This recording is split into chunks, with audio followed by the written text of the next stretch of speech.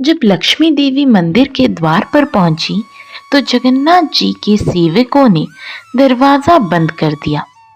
ये देखकर लक्ष्मी देवी को बहुत क्रोध आया।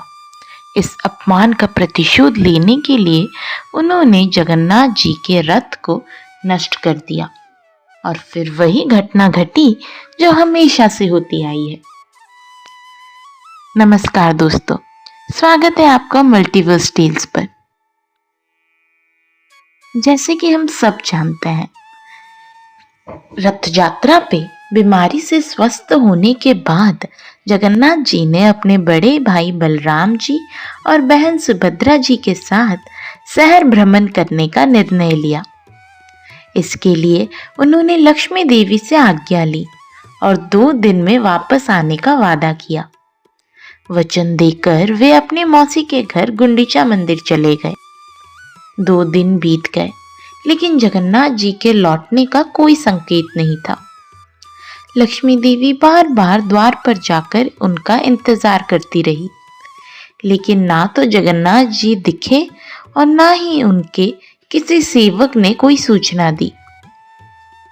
3 दिन बीत गए और जब चौथे दिन भी पूरा हो गया, लक्ष्मी जी का धैर्य अब टूटने लगा था।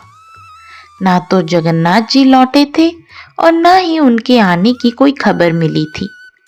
बार बार लक्ष्मी देवी अपने सेवकों से पूछती, क्या स्वामी श्री मंदिर में आ गए, या फिर क्या उनके किसी सेवक ने उनके आने की सूचना दी है।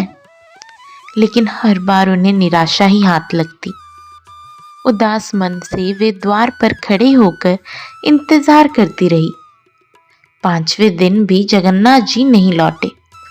अब लक्ष्मी जी की उदासी का स्थान क्रोध ने ले लिया। उन्होंने सोचा, बस अब बहुत हो चुका। 2 दिन का वादा करके गए थे और आज 5वां दिन हो गया है। ये कितनी गैर जिम्मेदाराना बात है। क्या उनके वचन की इतनी ही कीमत है? क्या मेरी कोई अहमियत नहीं है उनकी नजरों में? कोई बात नहीं, आज मैं उन्हें सिखाऊंगी कि वादा तोड़ने का क्या परिणाम होता है। यह सोचकर लक्ष्मी देवी ने अपने सेवकों को बुलाया और आदेश दिया, सेवकों, इसी क्षण मेरी पालकी तैयार करो। सभी सेवकों को साथ लो और हम सभी गुंडीचा मंदिर के लिए प्रस्थान करेंगे।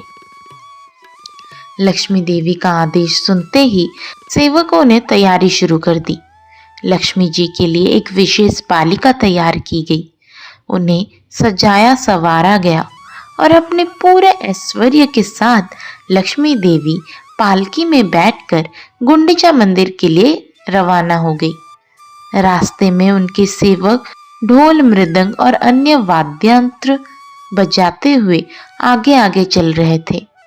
जैसे ही लक्ष्मी देवी गुंडीचा मंदिर के आंगन में पहुंची तो जगन्नाथ जी के सेवकों ने उनका आगमन की सूचना जगन्नाथ जी को दी। एक सेवक ने जगन्नाथ जी से कहा, स्वामी, माता लक्ष्मी आई है और वे क्रोधित भी दिख रही हैं। ये सुनकर जगन्नाथ जी को अचानक अपना वादा याद आ गया और उन्होंने लक्ष्मी देवी से क्या किया था। उन्हें बहुत दुख हुआ, लेकिन अब क्या किया जा सकता है, गलती तो हो चुकी है। अब उन्हें अपनी पत्नी को मनाने के अलावा कोई और रास्ता नहीं दिख रहा था। लेकिन उनके सामने जाना भी आसान नहीं था, खासकर जब लक्ष्मी इतनी क्रोधित है। जगन्नाथ जी ने सोचा, इस समय उनके सामने जाना ठीक नहीं है। जब उनका गुस्सा शांत हो जाएगा तब देखेंगे। इसी बीच लक्ष्मी देवी की पालिका गुंडीचा मंदिर के आंगन में पहुंची। जगन्नाथ जी के सभी सेवक वहां एकत्रित हो गए। उन्होंने देखा कि लक्ष्मी देवी बहुत क्रोधित है और मंदिर में प्रवेश करने वाली है। तभी जगन्नाथ जी के सेवकों ने मंदिर का दरवाजा जोर से बंद कर दिया।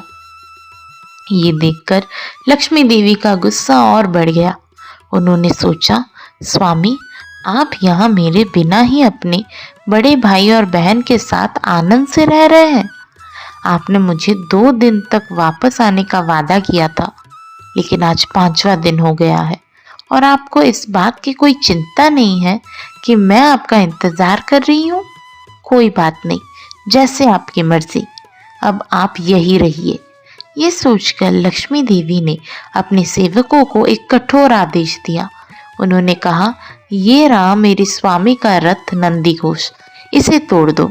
लक्ष्मी जी के सेवकों ने माता का आदेश मानते हुए जगन्नाथ जी का रथ तोड़ दिया।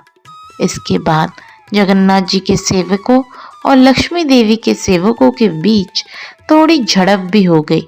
इसके बाद लक्ष्मी देवी चुपचाप वहां से श्री मंदिर वापस आ गई, लेकिन इस बार वे मुख्य मार्ग से नहीं बल्कि हीरा गोरी गली से होकर आई। उड़ीसा भाषा में हीरा का अर्थ है देखना।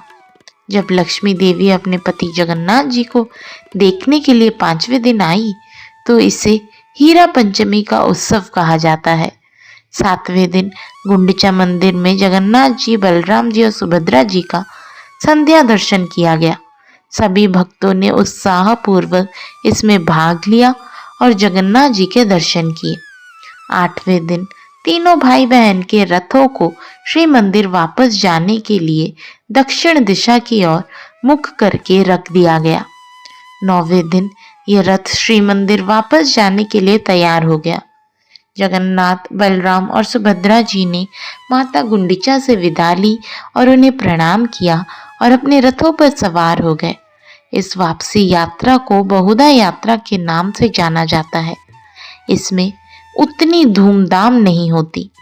बलराम जी और सुभद्रा जी का रथ सीधे मंदिर के द्वार तक पहुंच जाता है, लेकिन जगन्नाथ जी का रथ सिंह द्वार पर पहुंचने से पहले गणपति राजा के महल के द्वार पर कुछ देर रुकता है। इस समय लक्ष्मी जी के सेवक ये सूचना लक्ष्मी देवी को देते हैं। ये सुनकर लक्ष्मी देवी मंदिर से बाहर निकलकर चांदनी मंडप में आती है और फिर रसोई घर से होते हुए भेंट मंडप प्रवेश करती है। इस प्रकार 10वें दिन उन्हें अपने स्वामी के दर्शन होते हैं। इसे लक्ष्मी नारायण भेंट या चंदनी मिलन भी कहा जाता है। इस समय लक्ष्मी देवी को जगन्नाथ जी का विशेष हार भेंट किया गया है। वे जगन्नाथ जी के रथ नंदीघोष का प्रदर्शन करती है और फिर श्री मंदिर में उनके आगमन की प्रतीक्षा करने के लिए वापस चली जाती है। कुछ समय बाद जगन्नाथ जी का रथ भी सिंहद्वार पर आ जाता है। अब तीनों भाई बहन श्री मंदिर में प्रवेश करने वाले होते हैं, लेकिन यहाँ रथ यात्रा समाप्त नहीं होती। क्या आपको लगता है कि लक्ष्मी देवी इतनी आसानी से अपने पति को माफ कर देगी? नहीं। बलराम और सुभद्रा जी को तो सीधे मंदिर में प्रवेश मिल जाता है, लेकिन हमारे प्यारे जगन्नाथ जी बाहर ही रह जाते हैं। लक्ष्मी जी के आदेश से उन्हें मंदिर में प्रवेश करने से रोक दिया जाता है। जगन्नाथ जी हाथ जोड़कर लक्ष्मी देवी से क्षमा मांगते हैं। उनके सेवक भी माफी मांगते हैं, लेकिन लक्ष्मी देवी नहीं मानती। आखिरकार हार कर जगन्नाथ जी लक्ष्मी देवी को मनाने के लिए बड़े बड़े रसगुल्ले और फूलों की माला लेकर उनके पास आते हैं। वे उनसे क्षमा याचना करते हैं और तब जाकर लक्ष्मी देवी प्रसन्न होती है। आखिरकार पति पत्नी की मीठी झड़प समाप्त हो जाती है। जगन्नाथ जी के लिए श्री मंदिर के दरवाजे खोल दिए जाते हैं। ये कथा आपको कैसी लगी कमेंट करके ज़रूर बताएं और हमारे चैनल पर अगर नए हैं तो हमारे चैनल को ज़रूर सब्सक्राइब कर लें।